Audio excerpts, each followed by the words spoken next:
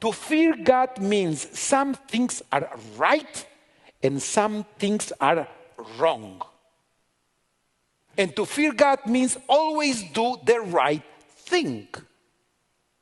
And this is the beginning of the Jewish people. With that expression, fear God means not everything is okay. Do the right thing. I will use this brief Dvar Torah to introduce the next moment in our service because she always does the right thing. I'm talking about our Director of Education, Gaby Rascovsky, who had the need when the war broke after the massacre of October 7 to be in Israel. And she was looking for programs and I witnessed how she searches and searches. Finally, together with our dear Fito, her husband, they decided to volunteer in Israel for 2 weeks. And they just came back and I asked her to give us a report about what they did, felt, and learned in Israel. Please welcome Mora Gaby Rascovsky.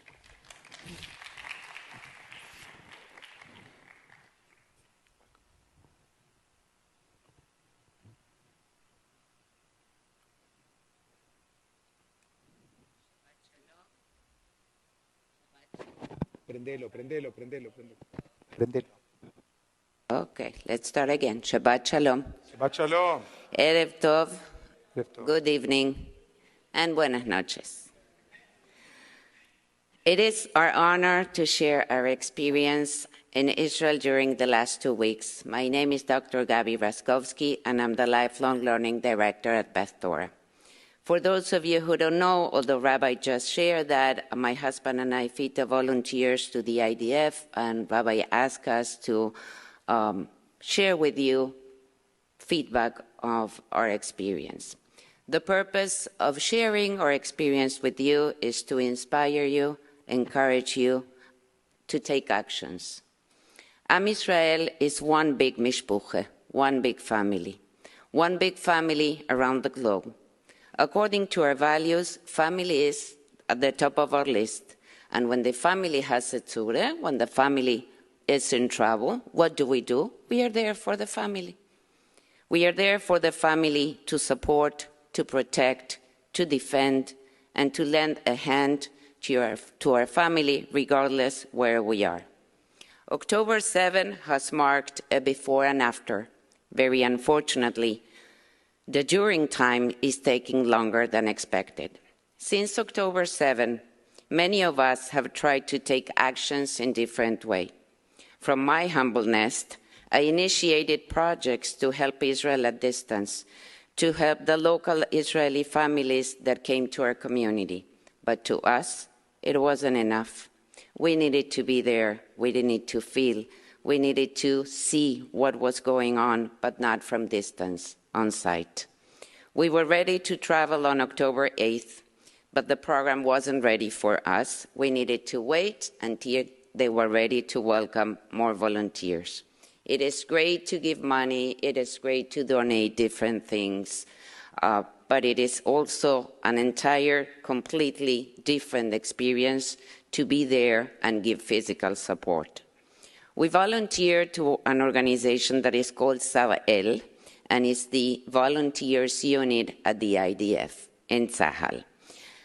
It provides hands-on support to the logistics of the IDF itself. Just to give you some background, it was created in 1982 in the midst of the Galilee War to support the Golan Heights communities that were losing their agricultural crop. The majority of the farmers and workers back then, the same as now, were called up for the Army reserve duty, and entire farms with crops already ripened were left unattended. As a result of that, Dr. Aaron Davidi sent to here, the United States, a team of recruiters to recruit volunteers, and shortly after, about 650 volunteers showed up to show support and lend a hand. So these volunteers, after the war, expressed the needs to continue with the program, and that's how it exists until today. Let me tell you that we did this program in 2019, but this time was a very, very different experience. Before going, I remember one of my students asking me, "Are you afraid of going?" I said, "Afraid? At home, you never feel afraid. Afraid is a place where you feel safe."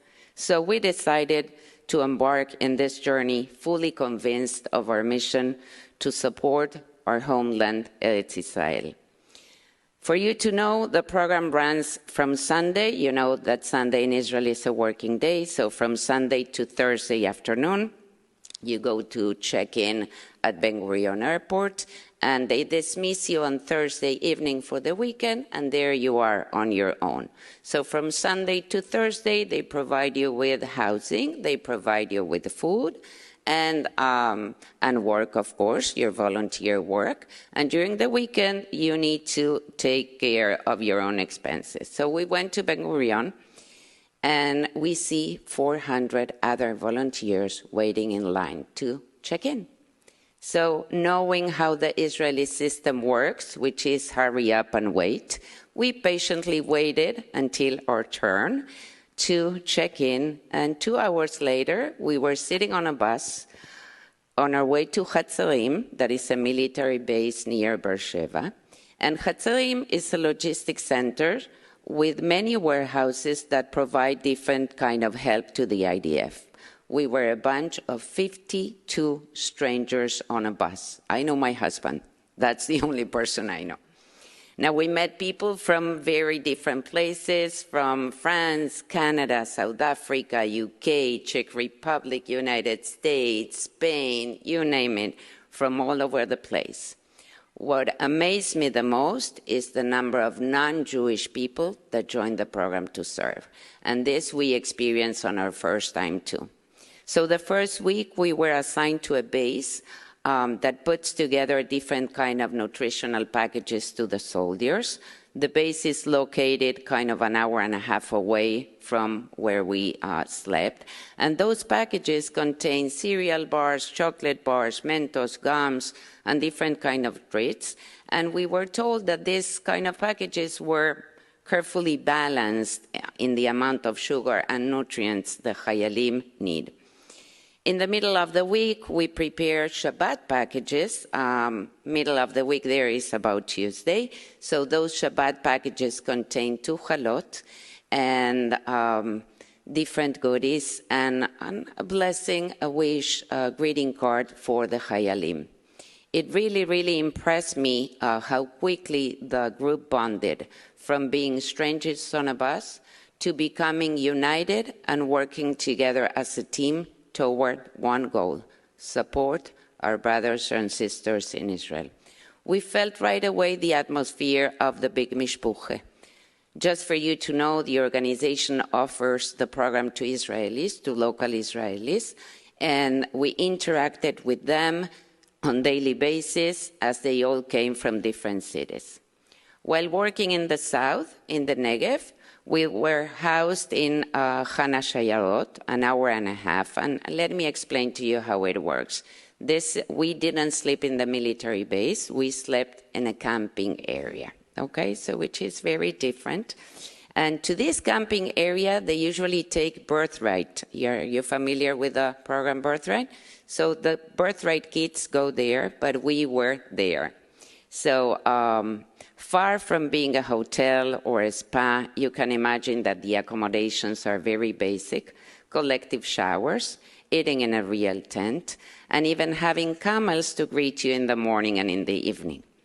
About 1,000 soldiers came to our base during that time, because the base also, this camping area, serves for the Hayalim to relax.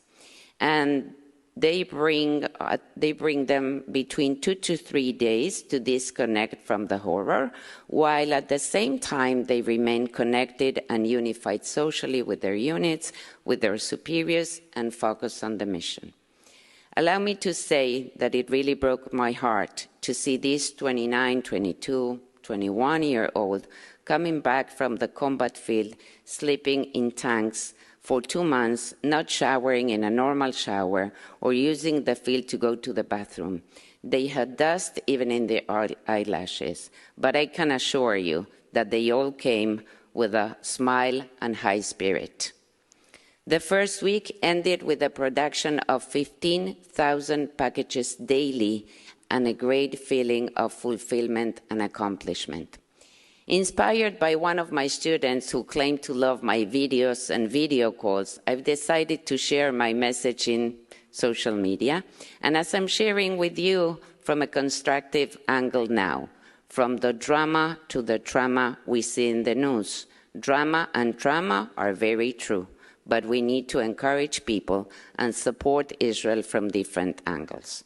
Israel feels safe and beautiful as always. We never experience any situation to run to any shelter. We have downloaded the Red Alert app and we learned what to do in case we needed to go there, but we never had any of that. The second week was a bit more challenging because we were assigned to another base, Tel HaShomer, in the center of Israel, about an hour and a half or two, depending traffic, and we were housed in Jerusalem, so the ride was long. Tel HaShomer also has a logistics center for distribution of medical supplies, and our bases or warehouse worked with shoes and socks and towels. We folded thousands of towels, checked thousands of pairs of boots, not knowing if these shoes were from someone alive or not. I even found the diskette. You know what's a diskette? Something like this, similar to this, which goes in the boot, half of it, in case something happened to that individual, not knowing whose these boots were from. Shoes are something very personal for each individual that gives you the indicator of the footsteps. There was fresh mud in the sole, and these boots came from the combat, from Gaza, and you can imagine the amount of mixed feelings you get when you start touching and smelling and cleaning these boots. We packed socks, underwear, gatkes, sleeping bags. One of the days we were assigned to another base near Haifa, another long ride on the bus, where we packed 26 pallets, 3,300 boxes that equals 13,000 meals for the soldiers. The warehouse usually produces 50 pallets a day.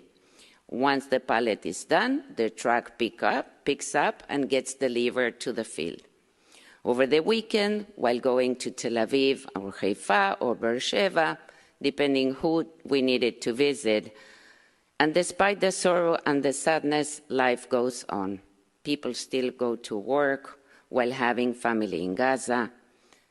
Misplaced families are hosted in hotels, schools, and trying to recover a normal life.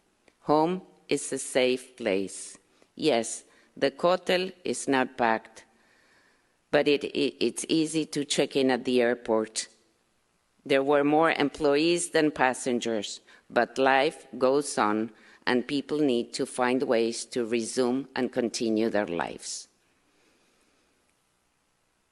Think for a moment how proud you would feel by wearing the uniform, knowing that you are part of this big mishpuche. Imagine yourself singing the Atikva while wearing the IDF uniform.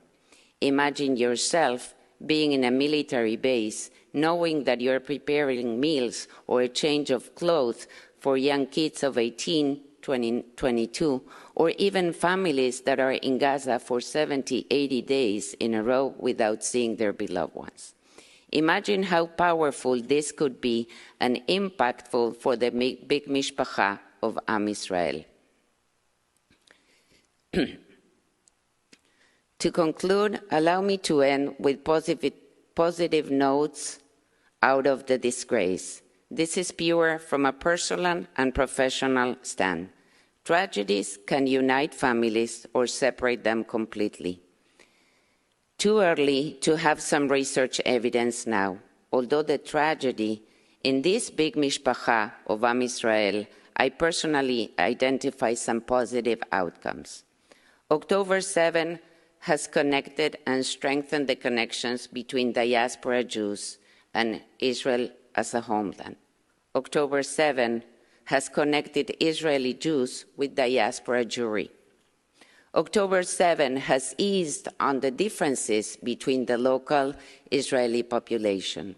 October 7th has strengthened the connections between Israeli Jews to Judaism.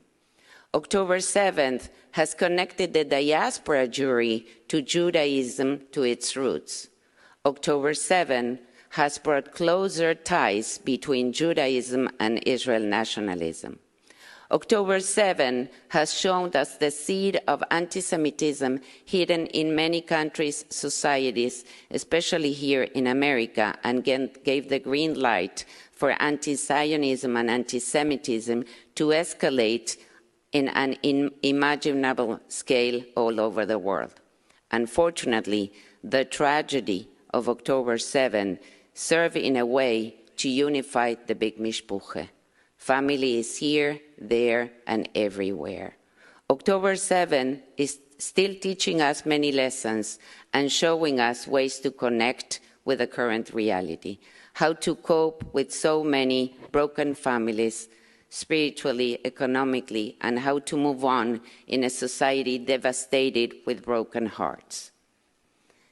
We hope our experience inspired and encouraged you to respond to the call of action on our way. Visit Israel if you can, volunteer on your way, promote and support the fight to change the narrative and fight against anti-Semitism. There are many opportunities here and there, entering a chain of calls to comfort soldiers, wives of those men that are in reserve, to purchase Israeli products, help with agriculture, pack meals and supplies. From here, there, or from anywhere, support Judaism, Jewish identity, and Jewish education. Our journey came to a completion, but our mission is still in action. We are all here, part of the big mishpuche of Am Israel around the globe, and we all need to respond to the call of action. This Sunday, January 7 will mark 3 months from October 7. Hostages are still missing, and Israel is still at war. On the first Shabbat of 2024, let's pray for a peaceful 2024 and to Am Israel and to the world. Thank you, Rabbi, for this opportunity to share and inspire our families of Beth Torah, and a big thank you to my husband, beloved husband, Fito, for being my partner in crime for 33 years and for many more journeys to share. Thank you for listening. Am Israel Chai. Shabbat Shalom. Shabbat Shalom. Gracias.